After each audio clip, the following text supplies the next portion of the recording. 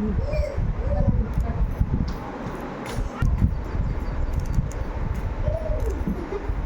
மல்லி வேணும். இப்போ மல்லி எடுத்துனோம், நம்ம எல்லாத்தையும் ஒரு இதில் வச்சுக்கலாம். மரக்கட்டுக்கு முன்னாடி அப்படியே ஒரு தட்டில் அழகாக.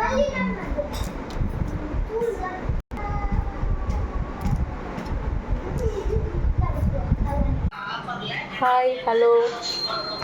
இப்போ நம்ம வந்து முருங்கைக்கீரை தொக்கு வந்து செய்ய போகிறோம். அதுக்கு தேவையான பொருட்கள்லாம் வந்து பார்த்துக்கலாம். 2 ஸ்பூன் மல்லி, 1/2 ஸ்பூன் மிளகு, 1 ஸ்பூன் ஜீரகம், 1/2 ஸ்பூன் வெந்தயம், ஒரு 5லேருந்து ஒரு 6 வரமிளகாய், கடுகு கொஞ்சமாக. இப்போ நம்ம செய்யலாம்.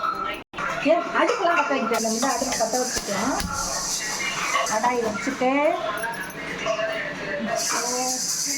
மிளகாவில் காம்பு வந்து நீக்கிடலாம். நீங்கள் சத்தம் போட்டுல நம்ம கேஸ் நம்ம இது எல்லாத்தையும் அப்படியே சேர்த்துக்கலாம். எண்ணெயில் கூடவே வரமிளகாயும் போட்டுக்கோங்க. இதை வந்து ஒரு 2லேருந்து 3 நிமிஷம் கொஞ்சம் வாசனை வர அளவுக்கு, கருகிடவும் கூடாது, வாசனை வர அளவுக்கு நல்லா வறுத்துக்கணும். கட் பண்ணு. இப்போ நம்ம வந்து கடுகு வந்து முதலையே சேர்க்கக்கூடாது. ஏன்னா கடுகு வந்து சீக்கிரம் பொரிஞ்சிடும். அதனால் பாதி ரெடியானோடனே கடுகை வந்து சேர்த்துக்கலாம். இப்போ அந்த கடுகு பொரியணும். பொரியிற வரலும் நல்லா வதக்க வேண்டியதுதான். இப்போ வந்து இங்கே பாருங்கள், கடுகு பொரிய ஆரம்பிச்சிச்சு. இப்போ ஆஃப் பண்ணிவிட்டு இதை வந்து நம்ம தனியாக ஒரு மிக்ஸி ஜாருக்கு மாற்றிக்கலாம். இதை தனியாக ஒரு மிக்ஸி ஜாருக்கு மாற்றிட்டு இதை அப்படியே நல்லா அப்படியே ஆறட்டும். இதை வச்சுருங்க. இப்போ நம்ம வந்து ஒரு சின்ன நெல்லிக்காய் சைஸ் புளி எடுத்து வச்சுருக்கோம். இதை போட்டுக்கலாம். இதை ஒரு 1லேருந்து 2 நிமிஷம் அந்த ஹீட்லேயே, அடுப்பு வந்து பற்ற வைக்க வேணாம், அந்த ஹீட்லேயே சும்மா ஒரு 2 நிமிஷம் ஹீட் பண்ணால் மட்டும் போதும். அதே கீரையை கடாய் பெருசாக இருந்தால் நீங்கள் அப்படியே போட்டுங்க, சின்ன சின்னதாக இருந்தால் கொஞ்சம் கொஞ்சமாக போட்டுங்க. இப்போ எனக்கு வந்து இங்கே சின்னதாக இருக்குது, நான் கொஞ்சம் கொஞ்சமாக போட்டுக்கிறேன்.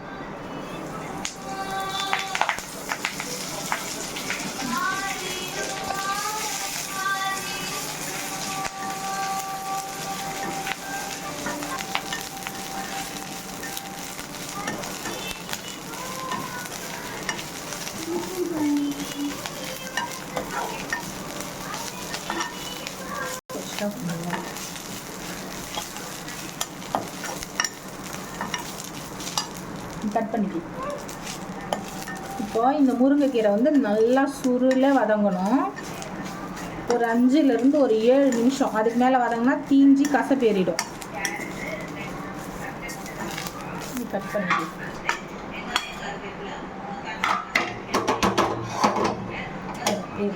இது எல்லாத்தையும் அப்படியே ஆற வச்சுக்கலாம்.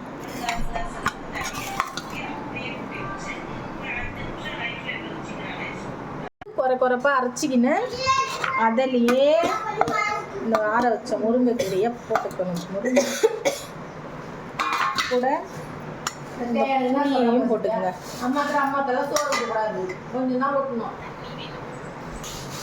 கொஞ்சம் கொஞ்சமாக, ரொம்ப அதிகமாக சேர்க்கக்கூடாது, கொஞ்சம் கொஞ்சமாக தண்ணி.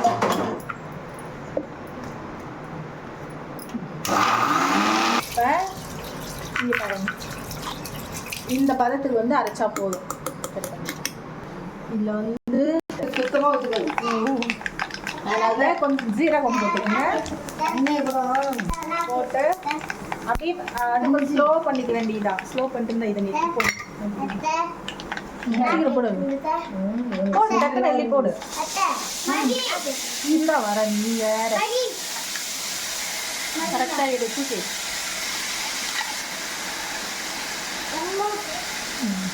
நீ அதில் கொஞ்சம் தண்ணி ஊற்றி கழுவு.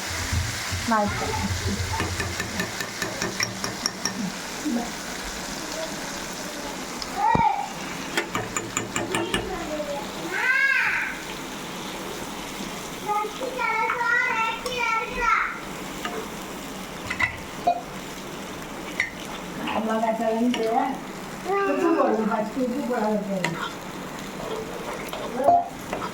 நிறைய தண்ணி ஊற்றக்கூடாதா? அதெல்லாம் நல்லா அலசி கால் சொல்லி வதக்கினேன். அது எப்படி வரும் வாசனை? நாங்கன்னா நல்லா வதக்கணும்.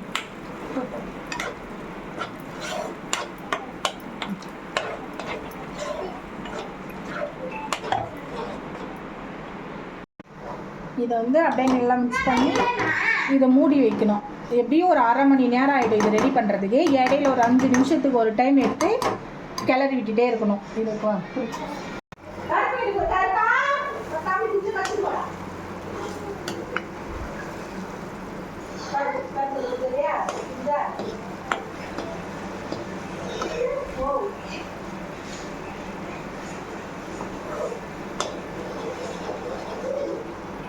சும்மா ரெடி ஆயிடுச்சுன்றதோட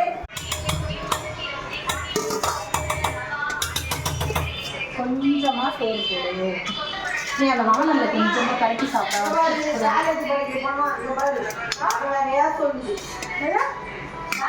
சோறுலாம் வந்து நல்லா அப்படி அழகா இருக்கும். சோறு ஆகி போச்சானா நம்ம அவருமே பேசிக்கலாம்ல. என் பையன் எப்படி காரங்கிறான்.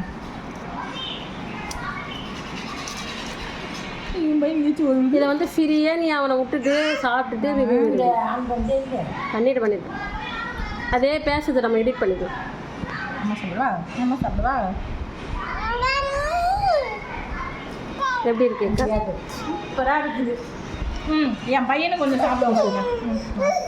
சரி வாங்கிக்க. இந்த மாதிரிலாம் பண்ண முடியல.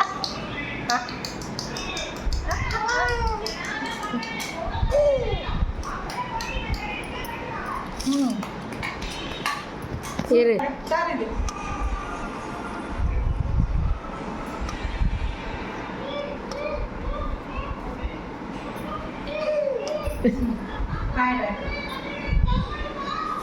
எப்படி மாறுது?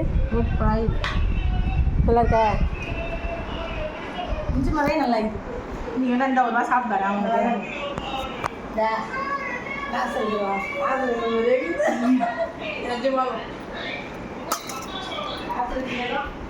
நல்லா இதுல ஆசிரியர்களோட டேஸ்ட் வராது. நம்ம டேஸ்ட் ஆகுது. சூப்பராக இருக்குது நல்லா.